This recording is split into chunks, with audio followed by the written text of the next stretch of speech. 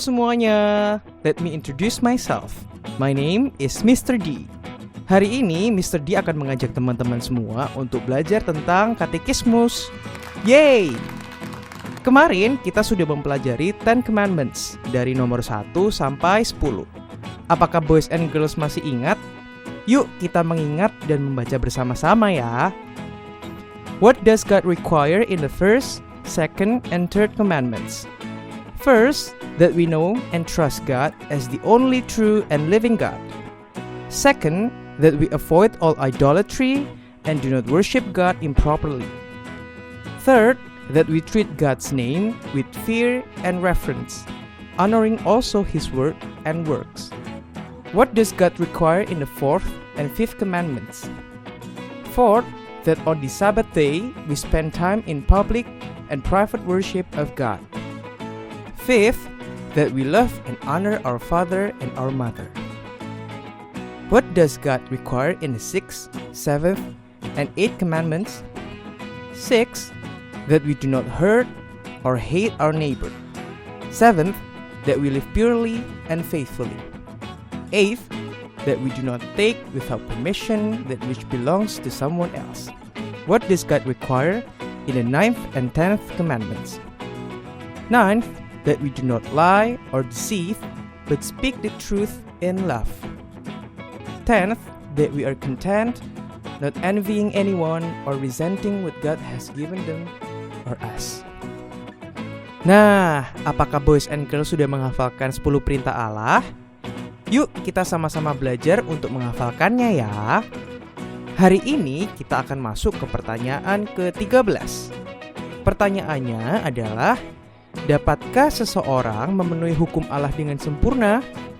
Sejak kejatuhan, tidak ada manusia yang dapat memenuhi hukum Allah dengan sempurna, tetapi justru melanggarnya terus-menerus melalui pikiran, perkataan, dan perbuatan. Can anyone keep the law of God perfectly? Since the fall, no mere human has been able to keep the law of God perfectly, but consistently breaks it in thought, word, and deed. Mr. D, Miss Lily ada pertanyaan nih. Miss Lily barusan tidak sengaja berbohong pada orang tua. Kira-kira Miss Lily berdosa tidak ya? Gimana menurut boys and girls semua? Itu sudah termasuk berdosa, Miss Lily. Kok bisa berdosa sih? Padahal kan cuma satu perintah aja yang Miss Lily langgar. Begini Miss Lily, meskipun hanya ada satu perintah saja yang kita langgar dalam hidup, kita sudah berdosa, tidak taat, dan mengkhianati Allah. Malahan, kita tidak hanya melanggar satu perintah saja Miss Lily, tetapi banyak perintah. Mengapa? Karena hukum Allah tidak berbicara mengenai perilaku, tetapi mengenai hati. Dan pada dasarnya, hati kita sudah rusak dan berdosa Miss Lily, karena kita tidak menaati perintah yang pertama. Apa itu perintah yang pertama, Mr. D? Masa Miss Lily lupa? Perintah pertama adalah mempercayai Allah sebagai satu-satunya Allah yang benar dan hidup. Pada dasarnya, hati kita sudah tidak mempercayai Allah sebagai satu-satunya Allah yang benar dan hidup, Miss Lily.